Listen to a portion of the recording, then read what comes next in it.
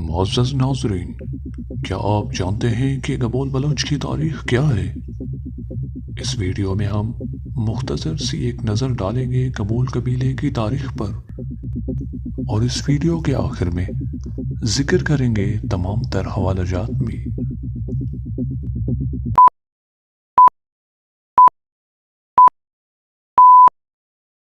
گبول ایک ایسا بلوچ قبیلہ ہے جو صدیوں سے اپنی ایک شناخت رکھتا ہے، نہ کہ کسی دوسرے بلوچ قبیلے کی کوئی شوق ہے۔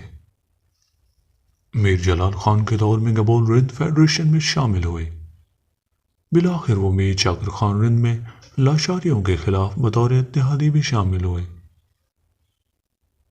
ان کے قریبی مشرقی ہونے کے باوجود اصل فی الحال یہ قبیلہ بڑی حد تک کراچی اور اندرون سندھ، جامشورو، دادو، گھوٹکی، ٹھٹو، سجاول، نواب شاہ، نوشہر و فیروز، ٹنڈوالہ یار، مٹیاری، خیرپور میرس، سکھر، لاڑکانہ، شکارپور، جیکب آباد، کندکوٹ اور کشمور میں آباد ہوئے۔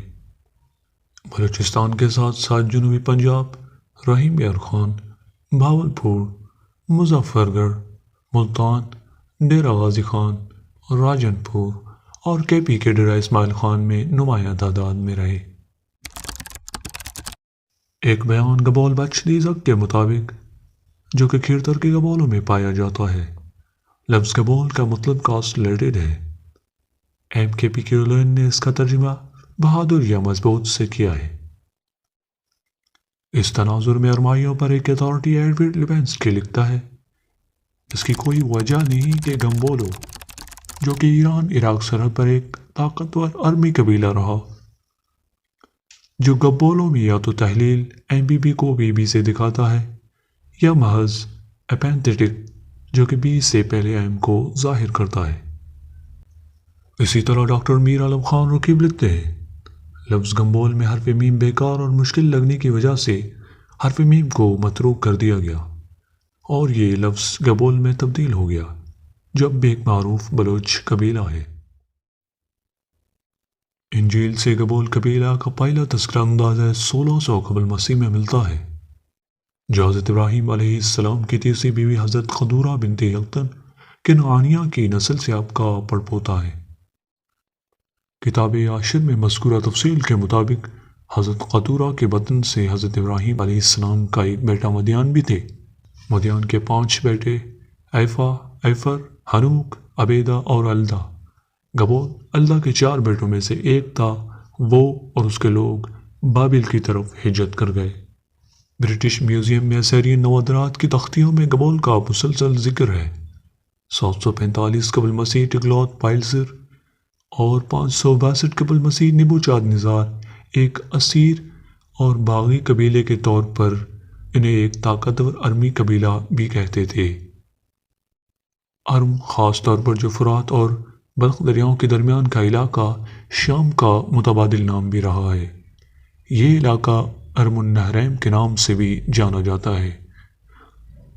گبول قبیلہ شام کے اس حصے سے ہجرت کر کے جنوبی میسوپوٹیمیا گیا اور اس خاص وجوہ کے بنا پر اسوریوں نے انہیں ارمی یعنی ارام النہرم کے لوگ کے طور پر تسلیم کیا۔ میسوپوٹیمیا میں آرامی باشندوں کی دوسری سب سے بڑی ہجرت کا نام کلیڈین ہے۔ گبولی کی خود مختار ریاست کے 6 ریاستوں میں سے ایک تھا کسودیو۔ یہ گبول قبیلے کا صدر مقام تھا، جو ایلام اور خلیج فارس کے سرحد کے قریب رہتا تھا۔ شبیبال قلعہ بند شہر گبولی کا دارالحکومت تھا۔ ماردوک بلدان کے صف اول کی فوجیاں گبول پر مشتمل ہو گئیں۔ انہوں نے 745 قبل مسیح سے 626 قبل مسیح تک حسوریوں کا مقابلہ کیا، جس کے نتیجے میں میڈین سلطنت کے ساتھ ساتھ دیگر اتحادیوں کی بھی تشکیل ہو گئی۔ 681 قبل مسیح سے 703 قبل مسیح سنہریب نے گبول کو قبیلہ شمار کیا۔ تحریروں میں کچھ یہ ذکر ہے: پادری خانہ بدوش قبائل جو دجلہ، گرمو، اوول، دامن، گبول، کنڈارو، روہوا، بگٹی یا بکوٹو کے کنارے پر رہتے تھے۔ جوکارو ہمران ہاگران کے کنارے میں رہتے تھے۔ ناباتو دیلو تاؤ وہ ارمی جو متی نہیں تھے، جو موت کا دھیان نہیں رکھتے۔ قصدی آرامی منائی جو میرے جوئے کے تابع نہیں تھے، میں نے ان کی زمینوں کو پھاڑ دیا۔ بلوچ عوام کی تاریخ میں اکثر کہا گیا ہے کہ ان کا تعلق آرامی باشندوں سے ہے جو حلب اور بابلونیا میں رہتے تھے، اور یہ کہ کرد اور بلوچ ایک تقسیم شدہ قوم کے گروہ ہیں۔ شاہنامہ اور سورۃ الدہ میں فردوسی اور ابن حوقل سورۃ الارض ان دعووں کو برقرار رکھتے ہیں۔ وادی البلوچ بلوچ عوام کا پہلا وطن تھا، جیسا کہ مختلف بلوچ محققین نے دعویٰ کیا ہے۔ گبول قبیلہ اس مخصوص علاقائی علاقے میں صدیوں سے گبول گاؤں، روستائی گبول یا جھیل الجبول کے قریب رہ رہے تھے۔ عربی سبخات الجبول جو شام کے بدوین قبائل میں شامل ہیں۔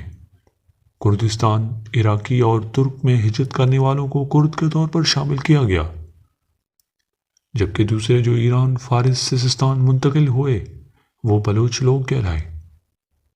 عاشورہ آثار قدیمہ کے حسابات میں تقریباً 40 کالو آرامی قبائل کا ذکر ہے، لیکن ہر باغی سرگرمی میں 4 مخصوص قبائل درج ہیں، یعنی گبول، بگٹی، کلمتی اور مری۔ سب سے اہم اور آبادی والے قبائل گبول اور بگٹی تھے۔ بگٹی قبیلے کا مقام خود مختار ریاست گبولی کے شمال سے ملحق تھا۔ گبول اور بگٹی دونوں کو دجلہ کے کنارے عرفہ کے مضافات میں آباد قبائل کے طور پر بھی ریکارڈ کیا گیا۔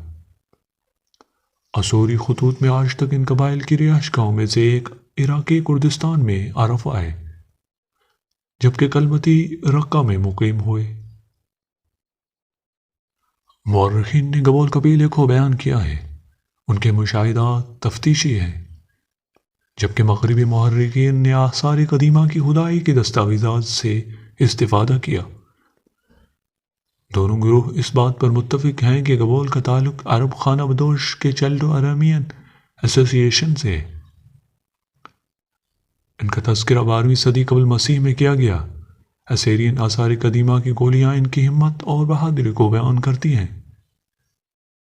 گبول کی قدیم خود مختار ریاست کے حوالے سے مذکورہ شخصیات اپنی تحریرات میں ذکر کر چکے۔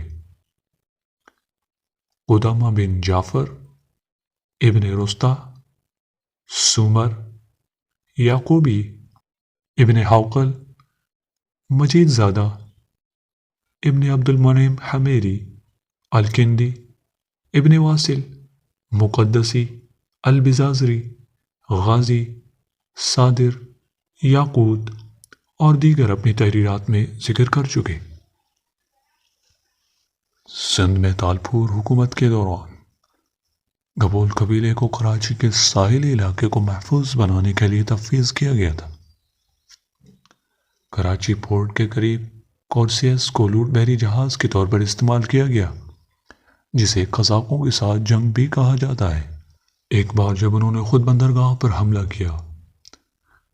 گبولوں کا ذکر 10ویں صدی عیسوی میں کراچی کے مضافات میں ارغونوں اور منگولوں سے لڑنے کے طور پر بھی ذکر کیا گیا۔ نبی بخش خان بلوچ نے اپنی کتابوں میں گبول قبیلے کی درج ذیل جنگوں اور قبائلی جھگڑوں کو بھی بیان کیا۔ گنڈبا منڈانی بریفٹس پر حملہ کرتا ہے۔ جھگڑوں اور گبولوں کے درمیان جنگ، کلمتی گبول اور کلہوڑوں کے درمیان جنگ، کلمتی گبول اور جوگیوں کے درمیان جنگ، گبول اور گڈروں کے درمیان جنگ، کیرتر پہاڑوں پر گبول اور بریفٹس کے درمیان پہلی جنگ، مکلی میں کلمتی گبول اور جوگیوں کے درمیان پہلی جنگ، مکلی میں کلمتی گبول اور جوگیوں کے درمیان دوسری جنگ، قادمان میں جنگ، غازی میں جنگ، گبول اور برہ کے درمیان قبائلی تنازع، مگسی اور رند قبیلوں کے درمیان جنگ، کھیرتر پہاڑوں پر گبول اور بریفٹس کے درمیان دوسری جنگ، سخن میں ولیجین کے ساتھ گبول اور جوگیوں کے درمیان جنگ، کراچی بندرگاہ پر گبول اور قزاقوں کے درمیان جنگ، جاموٹس کے ساتھ جنگ، گبول اور مہر کے درمیان جنگ، گبول اور بنگلانی کے درمیان قبائلی تنازع، گبول اور بوزار قبیلے کے درمیان قبائلی تنازع۔ 19ویں صدی کے آخر سے گبول قبیلے کے سردار خداداد خان گبول کو منظم طریقے سے سردار منتخب کیا گیا۔ ان کے بعد ان کے بیٹے اللہ بخش گبول، پوتے سردار احمد خان گبول اور پڑپوتے سردار نبیل احمد خان گبول۔ اس خاندان نے ابتدا میں اپنے لیے زمیندار کے طور پر نام کمایا۔ گبول نو آبادیاتی دور میں کراچی کے امیر ترین جاگیرداروں میں شامل تھے، اور 1930 کی دہائی میں انگریزوں کو خاندان کی طرف سے زمین کے مزید حصول پر پابندی عائد کرنی پڑی، کیونکہ اس وقت تقریباً 70% کراچی کی زمینیں گبولوں نے حاصل کی ہوئی تھیں۔ 1920 کی دہائی سے گبول خاندان کراچی کی سیاست میں بہت بااثر رہے اور مسلسل مختلف حکومتوں کا حصہ بھی رہے۔